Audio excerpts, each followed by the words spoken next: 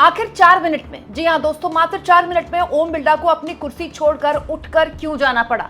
आखिर क्यों कांग्रेस सहित पूरे के पूरे इंडिया गठबंधन ने सरकार के लिए अब संसद में प्रश्नकाल चलाना मुश्किल कर दिया है? दोस्तों, सरकार को लगा कि वो नया बिल लेकर आएगी और विपक्ष को मजबूर कर देगी कि वो आराम से संसद चलने दे। बिल पर तो बहस होगी, शायद 12 बजे के बाद हो, लेकिन आज जब सुबह 11 बजे संसद की कार्रवाई शुरू हुई तो विपक्ष ने यह हाल कर दिया कि ओम बिरला अपनी कुर्सी से करीब 4 मिनट, मात्र 4 मिनट के अंदर ही उठकर जाने को मजबूर हुए।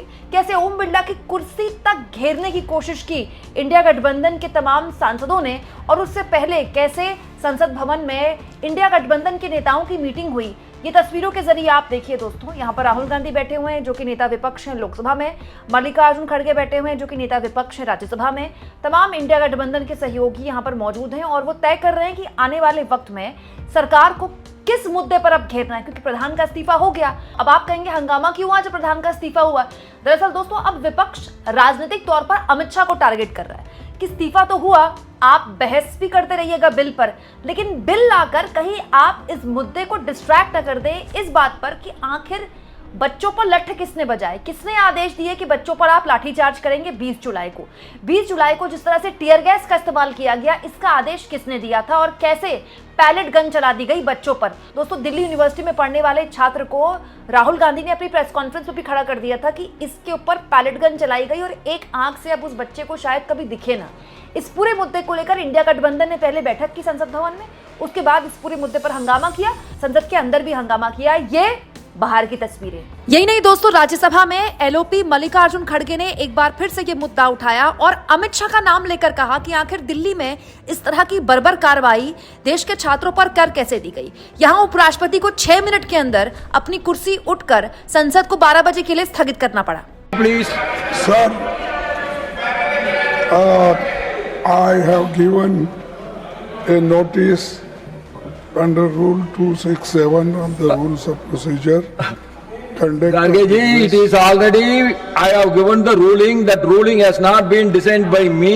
That has been designed by our predecessor, Krishna Gandhi ji, under the membership of Manmohan Singh ji, Pranab Mukherjee, Vajpayee ji, and so many leading personalities. Again and again we are raising this.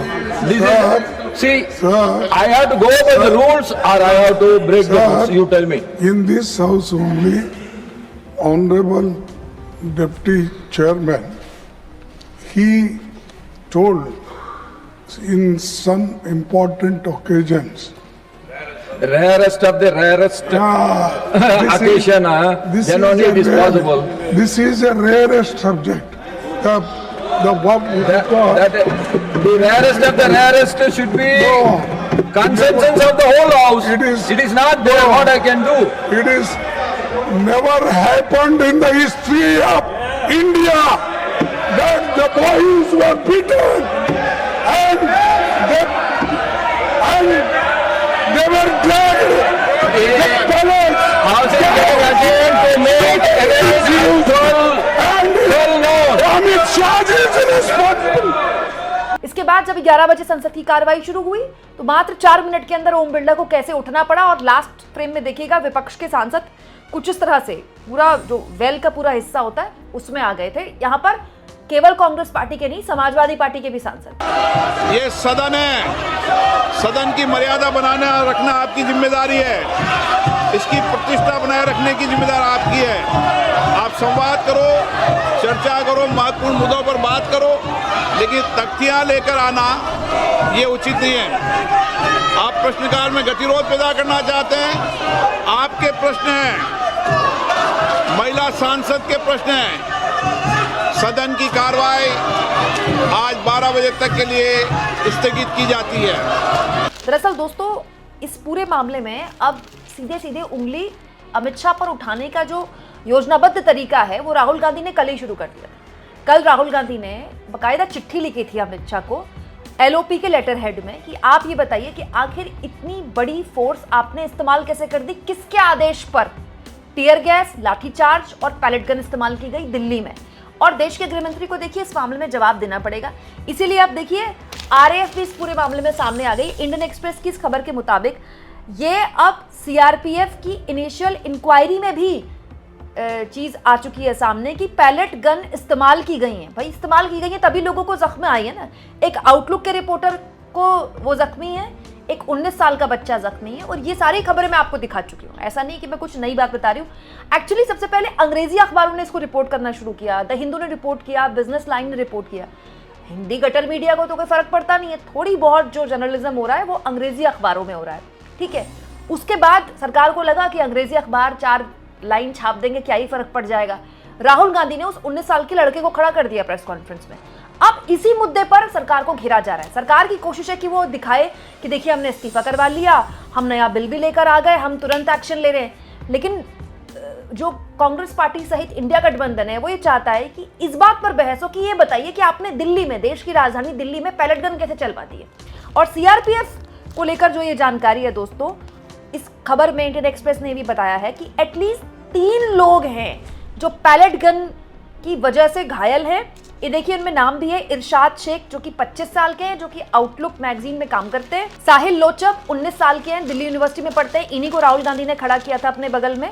और एक 28 साल के journalist है दोस्तों outlook magazine का, माफ कीजिएगा ये इरशाद जो हैं वो कोई दूसरे हैं, मतलब 3 लोग हैं। और अब आरएएफ के जो पर्सनल हैं वो लॉग एंट्रीज एग्जामिन कर रहे हैं और ये बता रहे हैं कि 7 पैलेट राउंड फायर किए गए, आरएएफ के द्वारा ही फायर किए गए कनॉट प्लेस में। 5 जो राउंड्स हैं उनमें से 2 जमीन पर लगे, ठीक है, 5 में से 2 जमीन पर लगे।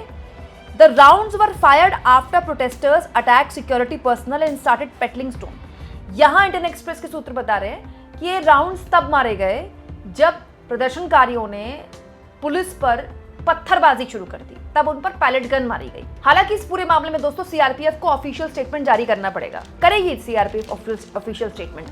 लेकिन जब सीआरपीएफ ऑफिशियल स्टेटमेंट जारी करेगी तो सरकार को भी बताना पड़ेगा। अमित शाह को बताना पड़ेगा संसद में कि 19 साल के बच्चे का जो आपने पूरा करियर तबाह कर दिया, दिल्ली यूनिवर्सिटी में पढ़ने वाले एक बच्चे की आपने एक आंख खराब कर दी, इसके लिए कौन जिम्मेदार है। मतलब पैलेट गन एक जमाने में कश्मीर में चलती थी और जब चलती थी तो उस पर इंटरनेशनल मीडिया की खबर चलती थी। आपने देश की राजधानी दिल्ली में पैलेट गन कैसे इस्तेमाल कर दी? इतनी फोर्स आपने बिछा रखी थी, इतनी ज्यादा, मतलब सीआरपीएफ का तो चप्पे चप्पे पर आपने बिछा दिया था। बाद में तो जंतर मंतर में दोस्तों आईटीबीपी भी आ गई थी। आईटीबीपी, सोचिए आईटीबीपी चीन बॉर्डर में तैनात होती, वो तक आ गई थी। इतनी सुरक्षा होने के बावजूद भी आखिर ऐसा क्या हुआ कि आपको पैलेट गन चलानी पड़ी अपने देश के नागरिकों पर? इसका जवाब ही मांगने के लिए पूरा प्रदर्शन आज संसद के अंदर भी हुआ, बाहर भी हुआ। अब हो सकता है 12 बजे सरकार बिल लेकर आने वाली है, आज सरकार ने बोला है, तो 12 बजे इस पर बहस हो। लेकिन विपक्ष बार बार इस मुद्दे को उठाकर प्रदर्शन करके, संसद ठप करके सरकार का ध्यान इधर केंद्रित करना चाहता है। क्योंकि दोस्तों सरकार इस एपिसोड को ना इस पूरे मामले से डिलीट करना चाहती है, इस चैप्टर से इस एपिसोड को डिलीट करना चाहती है। मोदी जी की 3 वीडियो आ गई इंस्टाग्राम में, हेलो फ्रेंड्स वाली, लेकिन एक में भी मोदी ने एक्नॉलेज नहीं किया कि देश के बच्चों पर आपने किस तरह की फोर्स का इस्तेमाल किया है, ठीक है। बीजेपी वाले भी धर्मेंद्र प्रधान के सर पर ताज बांध रहे कि कितने बड़े, बताइए कितने बड़े त्यागी हैं।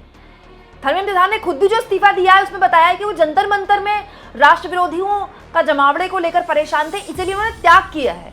तो बीजेपी इस पूरे एपिसोड से बात नहीं करना चाहती और ये ऐसा करके वो लोगों की स्मृति से डिलीट करना चाहती है।